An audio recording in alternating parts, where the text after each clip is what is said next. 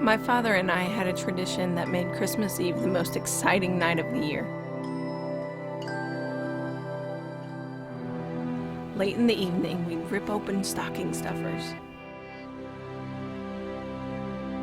warm ourselves with hot chocolate, and a half hour before midnight, we would bundle up and begin our journey.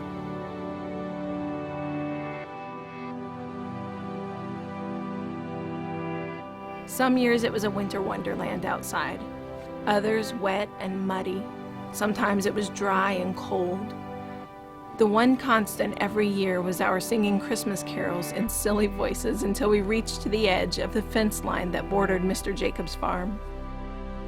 Past the dilapidated barn, my dad would begin his outlandish tales of how our Savior made his grand entrance into the world.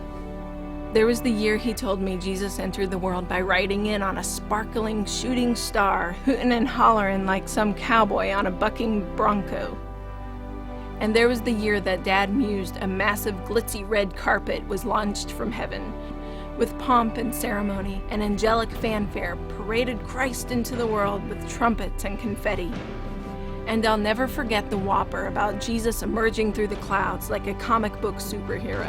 A handsome jawline, massive muscles, and the ability to project bolts of energy from his hands. All of which made him instantly recognizable to anybody, anywhere, anytime.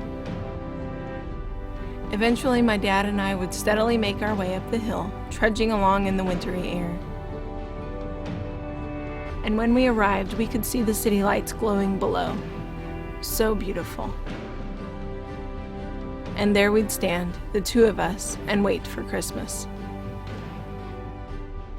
Precisely at midnight every year, my dad would look me in the eyes and tell me the real story. When our Savior came to be with us, he came quietly, humbly, not with all that pomp, not with trumpets. He came as a baby born in a feeding trough in the lowest of conditions. I mean, imagine that. God with us, all wrapped up in human flesh. Back home, nestled deep in my blankets, my tingling cheeks would warm and find feeling again. Our final words were always the same. Merry Christmas, Daddy. Merry Christmas, girlie.